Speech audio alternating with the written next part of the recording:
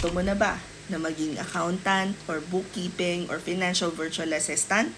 Eto na, as promised, binabalik na namin. Meron ulit tayong klase next Saturday ng bookkeeping or mas kilala sa financial virtual assistants. Hi, Mary here, and everyday nagpo-post ako ng bagong videos na pwede nyo sundan na some sort of roadmap kung gusto nyo na maging freelancer, virtual assistant, or gusto nyo na mag-work from home gamit ng computer at internet. Ang daming nagre-request nito, yung financial virtual assistants kasi, yung tawag namin sa nakakasakop ng anywhere between accounting, bookkeeping, ganyan, na ino-offer online. Now, the electric fan is not a paid actor in this video. Close yung class namin last, I think, June or July because yung aming mentor ay nagkaroon ng sarili niyang business plus nakahanap ulit siya ng client niya. And I'm not sure if pwede kong i-chika. Gay, pwede ko ba i-chika kung magkano? Mas malaki yung rate niya. Priorities. But, we found a new mentor and we just onboarded her. So, sobrang exciting kasi ang dami na niyang sined sa akin na pieces na gusto niya sanang i-present dun sa next class. And, buti na lang. Buti na lang talaga. May availability siya ngayong October.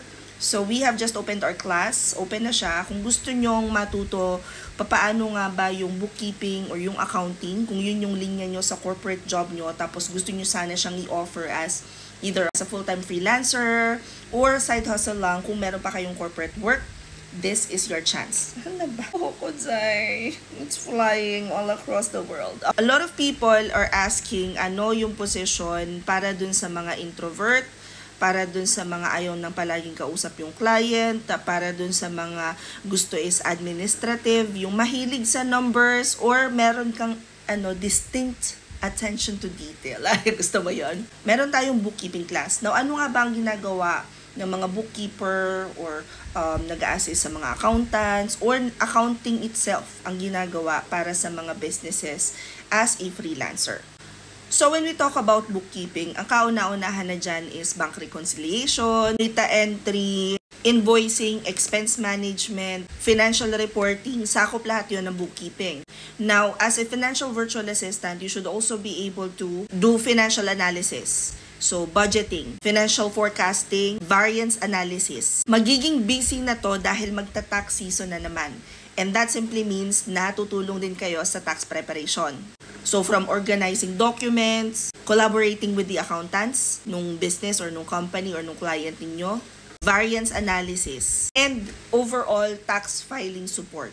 Kasama yan sa financial virtual assistant role. Papasok yung mga administrative tasks like email management, scheduling, communication.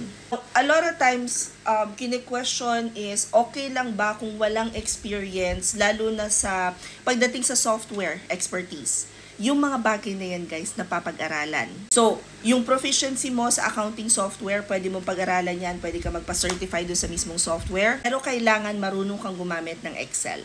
Kasama din sa role ninyo yung compliance sa mga regulations, lahat ng update, clarifying financial information, overall reporting. The good news is, lahat ito pwedeng makover sa class.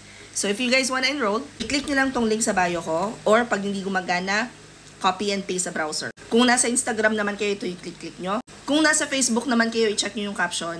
At kung nasa YouTube kayo, i-check nyo na lang yung description box. You will then be taken to this page. Hanapin nyo lang yung nakasulat na open classes, tapos doon sa baba, makikita nyo dyan, Financial Virtual Assistance, 499 pesos lang siya. At the moment, ang meron pa lang kami is yung live class, tapos recorded yon, isa-send din sa inyo yung copy ng recording, so pwede nyo siyang pag-aralan, and then you will probably have a homework or two.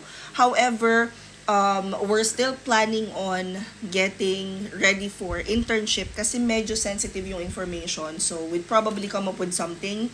And kapag nag-enroll kayo sa batch na to, you would most likely be included din kapag nag-open na ng internship sometime next month. So, with that being said,